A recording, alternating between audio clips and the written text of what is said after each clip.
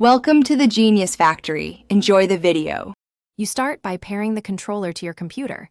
That offloads handshake duties to the OS, which makes Dolphin detection simpler. Once done, open Dolphin and stop other controller apps. Conflicts block connection.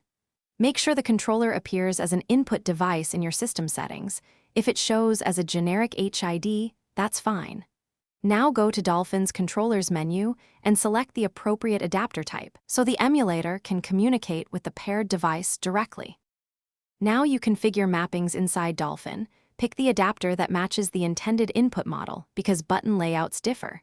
Then click Configure, press each controller button to bind it, and move sticks to set dead zones so drift won't register. Use a small value like 0, 0.5. Make sure to save profiles for quick switching. Also enable background input and adjust refresh/polling rate for responsiveness. Once mappings look correct, run a quick emulator test to confirm stick orientation and triggers behave as expected. Finish by testing in an actual game section. Real gameplay exposes timing or dead zone issues you won't catch in menus. If you see lag or drops, make sure other Bluetooth devices are off and move closer to the dongle. Repair the controller and restart Dolphin. For persistent issues, switch to a USB adapter or a native driver mode. This reduces latency and improves reliability.